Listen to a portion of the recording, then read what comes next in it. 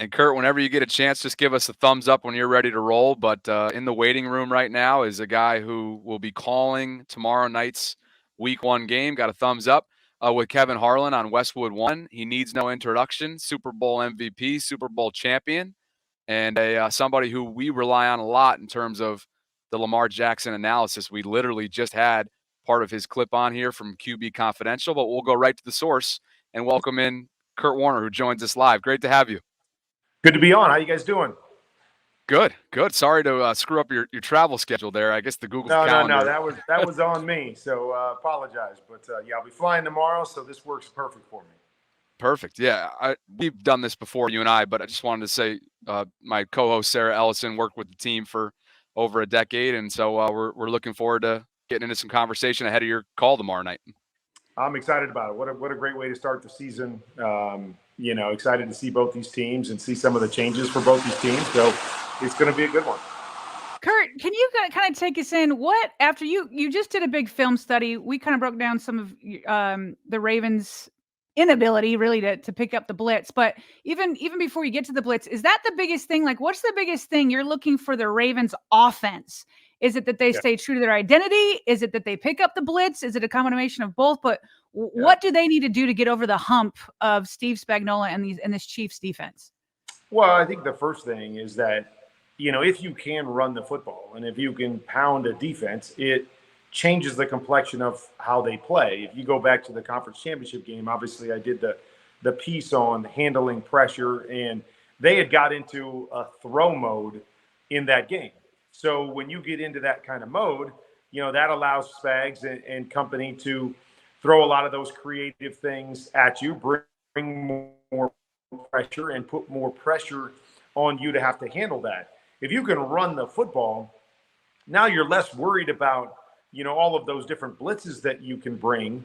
And you're more worried about, making sure that you're sound and stopping the run. And so that will be a huge question. Obviously, Derrick Henry, we know what he brings to the table, the changes in the offensive line. What does that look like? What does their scheme look like? We understand that Todd Monken came over last year, and you have to believe that, to go from Greg Roman to Todd Monken, that the idea was, let's spread out and throw the ball. Let's be better at throwing the ball in a league where, quite frankly, you have to be able to throw and play that way to win, especially come playoff time against the best players in the league. But running the football, still is a difference maker in what, the calling card for the Baltimore Ravens has been over the last 5 years. So that to me is kind of the first piece.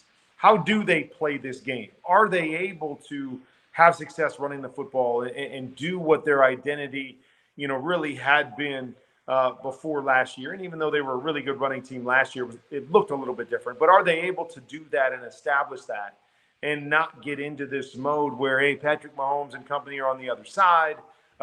We feel like we've got to keep up with them.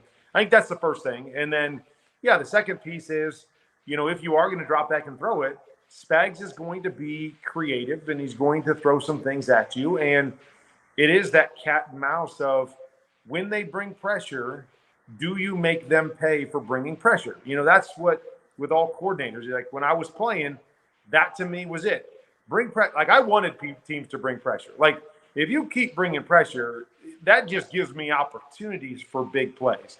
But I also understood that if we had success against the pressure, it was going to slow them down from doing that. And so that becomes the big part of this game is, can you beat the pressure when it comes? If they keep bringing it, can you keep making them pay for it? Or like last year, it was kind of all over the place, but we're getting more negative plays than they're getting positive plays. And in that case, they're going to keep that pressure on until you can solve that problem. And so, yeah, definitely some questions that I'm looking for answers from the Ravens offense.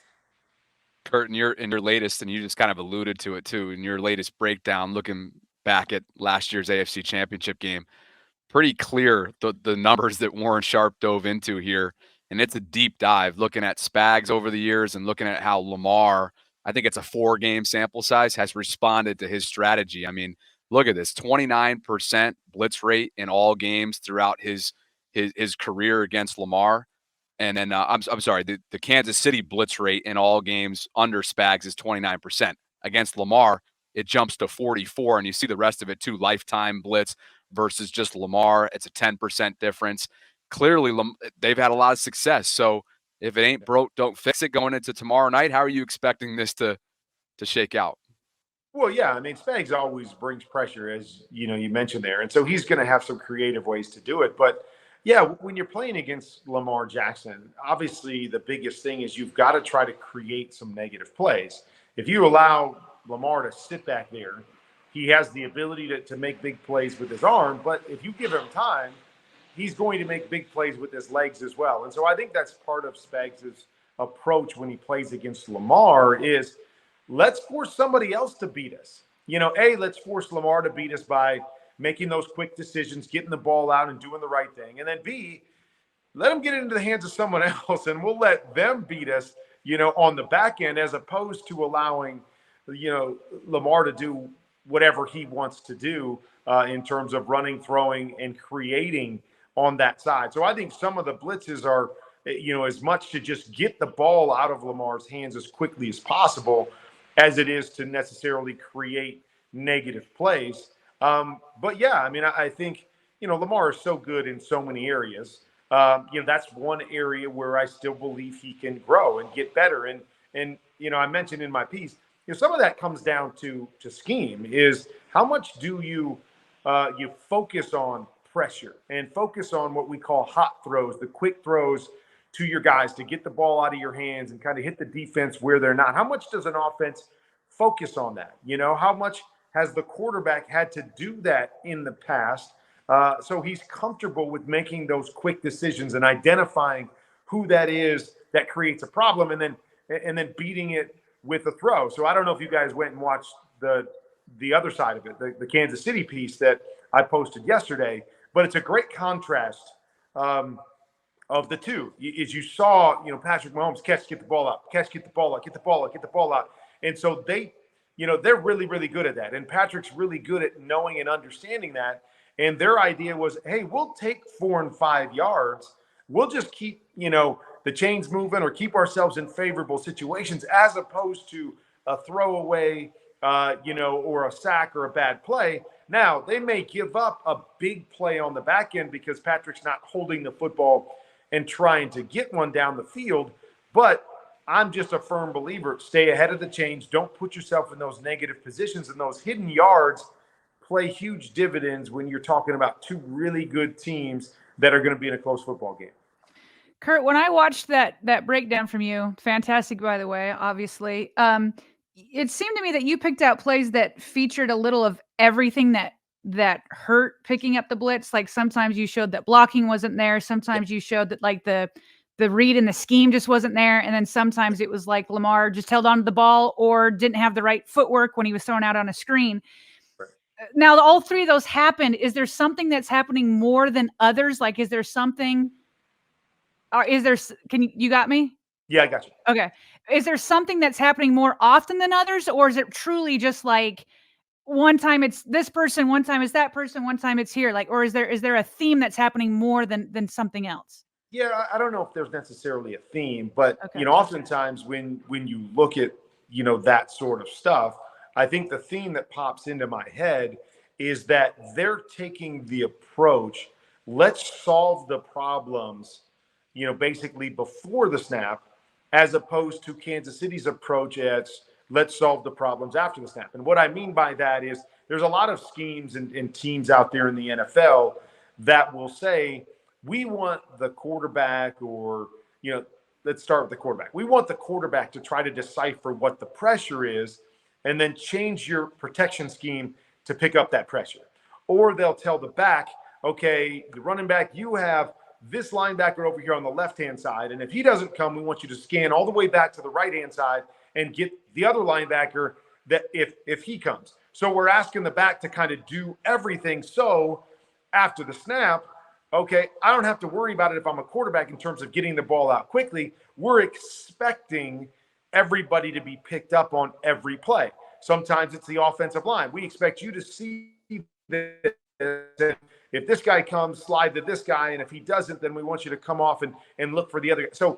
So you have a scheme that says we're going to ask guys to do more in hopes that we can account for basically any blitz a defense brings, because it's really hard for them to bring this guy and this guy. So we'll expect the running back to be able to go, oh, if that guy doesn't come, he can pick up the other guy.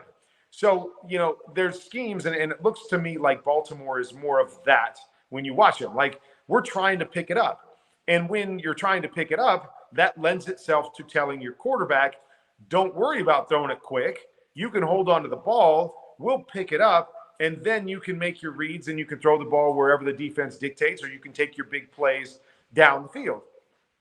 The hard part about that is, defenses are way more complicated now. So, your first responsibility walks up in the B gap. So you're really conscious of that. And you step up to block him because you think he might come. And then all of a sudden he pops out and the other guy comes from the other side. And you got to try to get back there, and not only get back there, but be in a good position to pick it up. And so we often ask quarterbacks, see everything and change every protection. Impossible to do in this day and age. Running backs, you take all three of these guys, whoever comes, go block that guy. We're asking them to do a lot of stuff. And so that's one approach. And it appears to me that Baltimore kind of takes more of that approach than it is, okay, here's our hots. Lamar, if this guy comes, get the ball out of your hands quickly and deal the football. Whereas Kansas City was a little bit more of the opposite. And so, some of it can be, what's your flavor? What do you like to do as an offense? I'm just a believer that if you're going to count on doing everything right to pick up the blitzes every single time, what you're going to have is a hodgepodge of good and bad, because it's just hard to expect everybody to do the right thing every single time you see pressure. The back to block his guy, when he's got to go from the left back to the right. The offensive line to see everything. A quarterback to, you guys see it with Baltimore's defense. Like, if you can tell me where the pressure's coming from every time so I can pick it up, you should be, making millions of dollars, sharing this information, because they got guys walking up and popping out and coming from everywhere. So it's just a really, really hard thing to do. And so I'm very much from the school, and I was good at this. And this is what, I made a living off of, was having hots, having quick throws, knowing what those were, knowing where my protection issues are. And if they blitz, I'm going to get it to my playmaker and let him make a play for me. And when you try to do the opposite, you're going to win some. You're going to win some and possibly get that big play down the field that, scores a touchdown for you. But you're going to lose a lot because, one of your offensive linemen, as he's got to, do a full slide, is out of position and loses his block. Or the running back coming flying over from the other side, is going to do what we saw a couple times in that championship game, and he's going to miss his block, and it's an Olay, and all of a sudden the guy's in Lamar's face, and negative plays will occur. And so, that to me is what I would say, if you look at philosophy based on kind of what I see as a theme with Baltimore, they try to take a little bit more of that, let's solve all the questions before the snap approach. And again, don't get me, there's a lot of teams in the league that do that. But I don't know if you guys follow me on Twitter, I watch all the tape every week. And I get so frustrated, every week just going, can we just have a pressure plan? Whether it's your quarterback or your scheme, can we have a pressure plan? Because there are negative plays over and over again across the league simply because the quarterback doesn't know, the scheme doesn't give him an option. And you even saw it if you watch the Kansas City one. There was a couple plays where Patrick Mahomes had a free hitter running on him, and there was nobody looking for the football. Like, everybody was running down. So it's not just one team, but it frustrates me every week because it was one of the most important things that I did when I was a quarterback is I obviously studied our game plan. But the second most important thing I did was study protections. And I wanted to know where my offensive line was going and who my back was going to block it and who I was responsible for. And then right after that was, okay, on every play, so if that guy comes, where am I going with the football? What is my answer? How am I getting it out of my hands? How am I creating a positive play in one of those situations? And I needed to have that answer every time. I don't know if that's harped on in every situation. And I think it, quite frankly, leads to, negative plays time and time again for some of these teams on a weekly basis. Kurt, imagine how many of those negative plays would have popped up in your breakdown had Lamar not put on his sort of like Superman cape. Like you can't expect, like you said, you can't expect him to do that. A double digit, I mean, the wear and tear, a double digit amount of times throughout a game takes its toll. The umbrella over everything that you just discussed now, as we sort of transition to the here and now, is the offensive line and the amount of experience that either walked out the door via free agency or via trade in Morgan Moses' case to the New York Jets. So as you look at it from your perspective, some folks feel like the Ravens deserve the benefit of doubt, given that they have cultivated year in and year out these combinations that are effective, whether it be via rotation last year or just the Marshall Yanda mainstay guys. But now they're going with a youthful infusion. Eric DeCosta said that on Friday. It was a collective approach that the organization took this year. And maybe that there's a direct correlation between that decision and your quarterback being on a mega deal. It obviously gets harder and harder to team build from a monetary standpoint. But as you look at it from 1,000 feet up, what's your expectation for that group? Well, I mean, I do think, like you said, there's certain teams you give them the benefit of the doubt because they've had different moving pieces, like the Ravens, and it's ironic that, like the Chiefs on the other side, like it seems like every year they've got different guys up front as well, but they find a way to get it done. So you definitely give them the benefit of the doubt that they're going to tie their scheme to their players. They always do a great job of personnel in Baltimore. And so you have to believe that they identified the right people. But it is the unit that, more importantly than any other unit, has to work together. They have to understand what the other guy's going to do. That's such a huge part of playing offensive line, is kind of that feel. We've done this so many times that, a guard and a center working together. Oh, I know, and again, my breakdowns keep popping into my head, but there was one play that Kansas City had where Baltimore was bringing a guy that looked as if it was going to be a free guy on Patrick Mahomes. The offensive line slid left on this particular play. And then at the last second, the right guard passed off his guy to the center, and he slid off and picked up this free hitter off of Patrick Mahomes. So he was able to at least take the hit off, if not hold the football a tick longer and make a throw down the field. And so that kind of stuff, me as a right guard knowing, okay, I've worked with this center enough that he's going to come over and take this over so I can bounce out and not leave a defensive tackle free and bounce out and pick up the linebacker that's blitzing. Those kinds of things. Run fits, knowing Baltimore is going to run the football, the ability to work in tandem, who's going to take over a block, who's going to work up to the second level. All of that stuff is so important. Is really, again, another question that you have going in is, you got Derrick Henry. Does that offensive line, are they cohesive, especially early in the year? This might be a solution that, 5 games into this thing, we go, oh gosh, now we see why they did it. And now everything's hitting on all cylinders.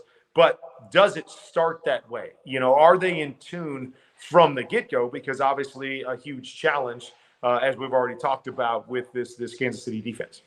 Hey, Kurt, you mentioned before under Todd Monken in his first year, the strategy seemed to be to really spread the field out, really try to attack defenses from sideline to sideline. This year, going into it, we know now that Isaiah Likely, once Mark Andrews went down, we saw what Isaiah Likely can do. And they have 2 tight ends that really potentially could be the best duo in the NFL.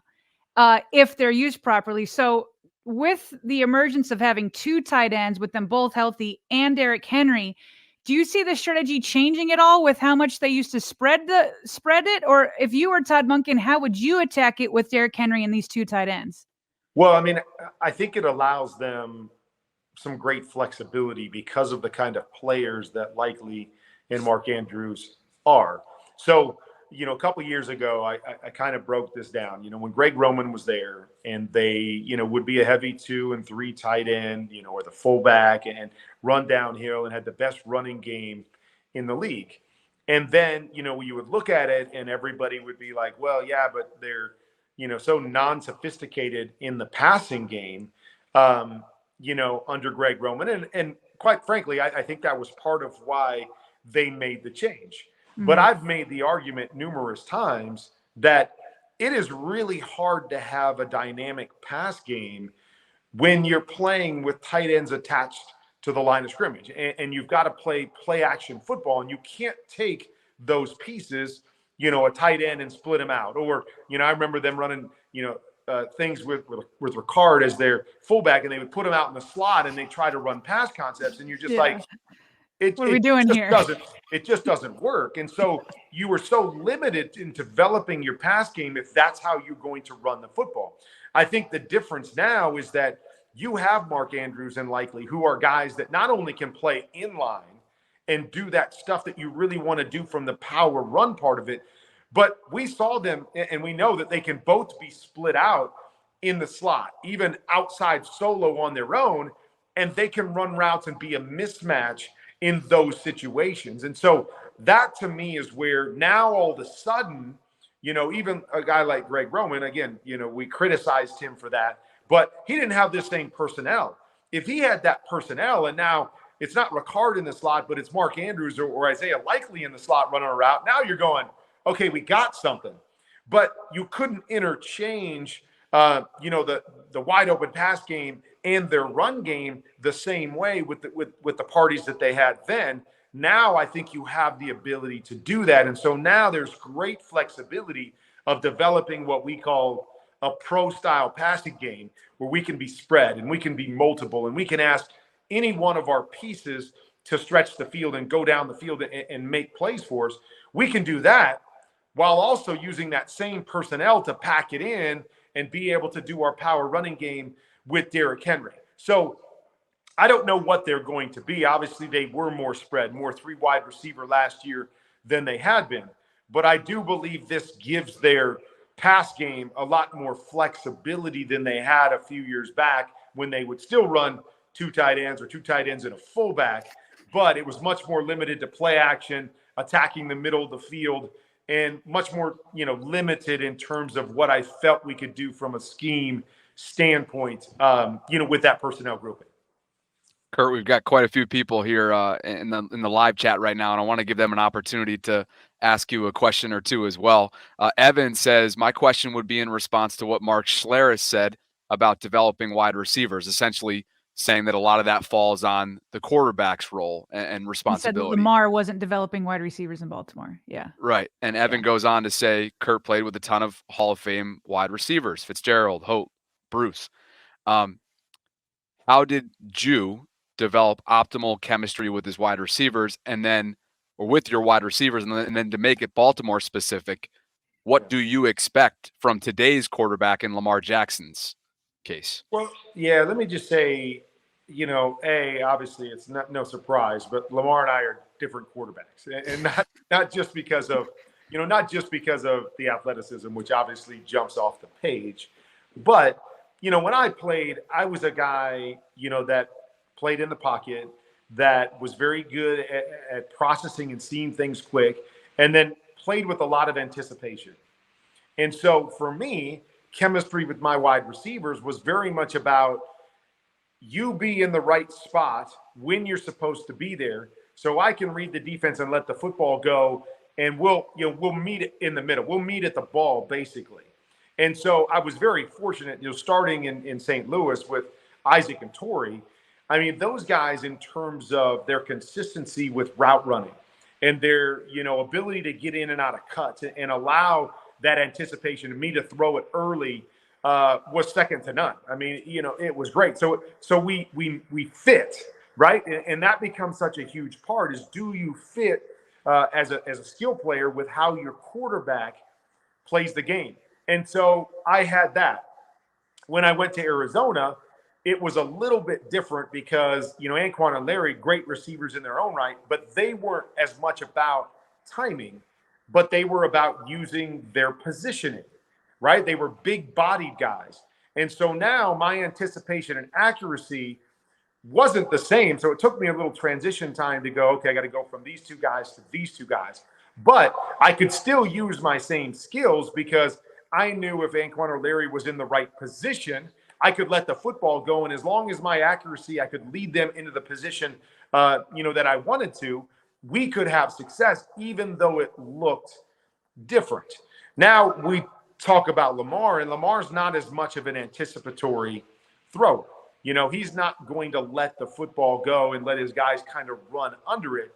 So it becomes a little bit more, waiting for guys to get open and seeing guys get open. And then you'll also notice like Lamar's trajectory on his football is a little bit flatter and a little bit harder. So you have to be a little bit more perfect when you throw the football like that, as opposed to being able to lay the ball, or, what I call throwing a ball that's firm but soft, where it's firm and it's getting there, but it gives the receiver the ability to adjust. And so I don't know if a quarterback necessarily, makes a wide receiver or develops a wide receiver, but it's about coming to the understanding of A, who my wide receiver is, and then B, what are my skills that connect with what that wide receiver does, so together we can have success. And, the first thing you say is, I said, where Lamar is, I think, as a quarterback.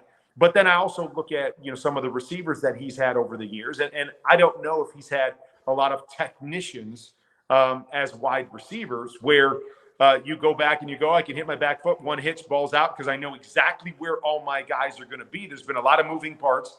And I don't know if he's had really any great receivers. And, again, we know OBJ has been a great receiver. I'm not sure OBJ was great when he was with Lamar, or they got that connection. So that's kind of what I mean by that, is that, that all of that is part of that process of being able to connect and understand who I am as a quarterback, who my receivers are, and then how do we mesh? And maybe more importantly, do we mesh? Because just because you have a good quarterback and a good receiver doesn't mean they're going to be great together necessarily, because this guy does something that I'm not necessarily good at, or vice versa.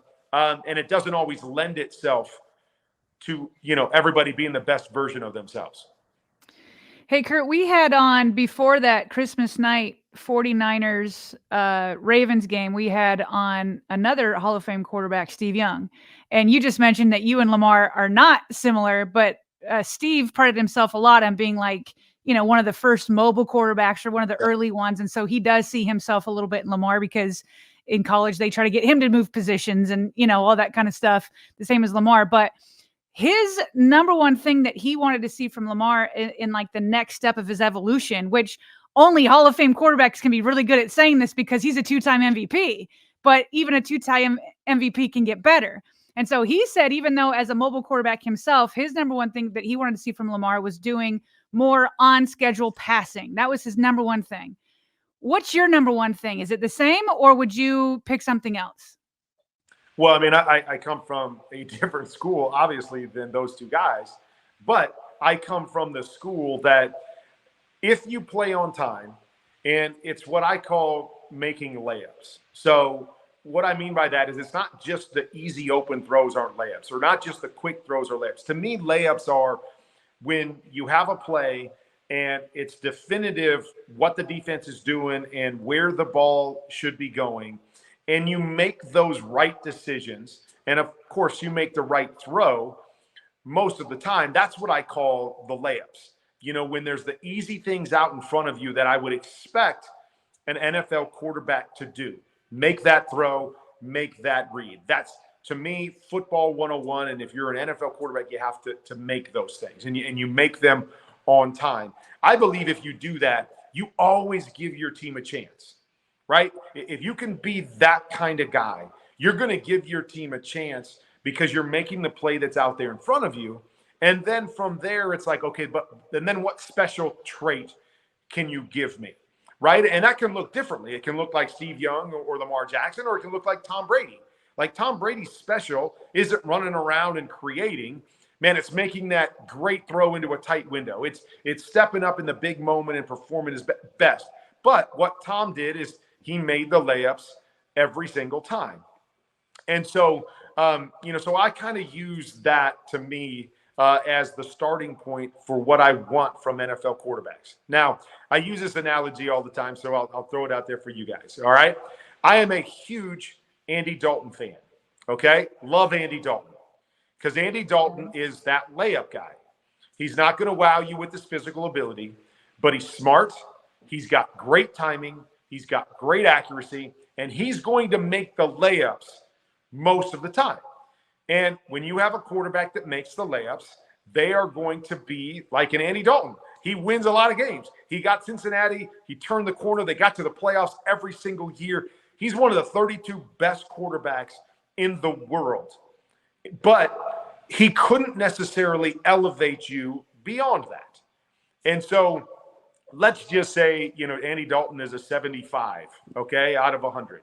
Okay, so 75 is a starting quarterback in the NFL, a good quarterback, a winning quarterback in the NFL. So for me, there's some kind of ratio that says I have to get to at least 75 to be a starting quarterback and a winning quarterback in the NFL. Now, how do I get there is the question, right? Am I Andy Dalton where I get there basically all 75 is by making the layups and doing the right thing? Or am I a Lamar Jackson that maybe is at 50 in terms of the layups, but I'll give you another 35 in terms of athleticism. So I elevate myself to a higher number. But all I'm going to say is that if you have to continually depend on the special, it gets really, really hard. And that's even for a two-time MVP. And that's even for a great player like Lamar Jackson, because what happens is when you don't get the special, the conference championship game, right? You don't get to live in the special. Can you still win against good teams in the league? And what I believe is those layups, playing on schedule, however you want to term it, playing the game inside the pocket, kind of mind and processing first.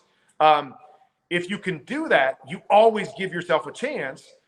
Even if there's no special in the game, you still give your team a chance to win. If you struggle with that and you're counted on to go, but I got to be special to some degree every single week, it gets harder and harder. And specifically, it gets harder at playoff time when you're playing against good teams week in and week out. They're going to try to take away your strength, right? We talked about Spags. Don't let Lamar be special. Attack him, blitz him, force him to have to play in the pocket instead of doing the other stuff, and see if he can beat us in that way. And so that to me is, what Steve was talking about. What I believe in is that's where it always needs to start. If you're a quarterback in this league, you got to continue to push the envelope to be the best you can be at the layups. And then where you separate yourself from everybody else is with the special. We don't want to have to get to that level by being special because it's just hard to do. I think Russell Wilson's a great example of that. He built the first part of his career on being special, right? He could do some of the layup stuff, but he built it on being special, the extra plays, the running, the creating off schedule. Now here he is later in his career, and we've seen this huge change from where he was to where he's at now. And I think a big part of that is because he's not able to bring the special anymore. He can't be that same guy. So now he's forced to be the layup guy more often, and he struggles with that because he was never able to get to the point where he could simply just survive on being the layup guy and then adding the extra. So does that make sense to you guys? Like how I break this down? It makes a ton of sense. And honestly, from watching your videos last year when the Ravens were winning, even when they were winning, I felt like you were preaching this. You're like, look at this easy one. Look at this one, easy one here. But because the Ravens were winning, I feel like Ravens fans got mad at you. And they're like, well, you're biased. Right. That's just not how Lamar plays. But then we got to the AFC Championship game, and he had like 2 or 3 Superman plays early, like the Flowers where he escaped, and then he got Flowers late, and then he caught his own pass. But then he did that 2 or 3 times early. You can't do it all 4 quarters. And so here we are in retrospect. I hope more fans are saying, you know what? Kurt was right, because that's wrong for the Ravens or for us to ask Lamar to be Superman 100% of the time. And it's not fair to Lamar. Like Yeah. it's impossible to do, even if you're the best athlete in the NFL. But it's impossible to do, and especially, like I said, it's impossible to do against the best teams in the league. You're going to see guys like Lamar and Kyler Murray. I watch it every week here in Arizona. That in the regular season, when you're playing against kind of a hodgepodge of like you're not playing against the best teams in the league every week, you're going to see a lot those guys be able to live in the special a little bit more in those games. I just think it's harder at playoff time. But let me say this too, is that I also did some breakdowns of Lamar last year when he did exactly what I'm talking about. He had a perfect passer rating in one of the games last year, and I don't remember what game it was. But when you go back and which was that game? Was it San Francisco?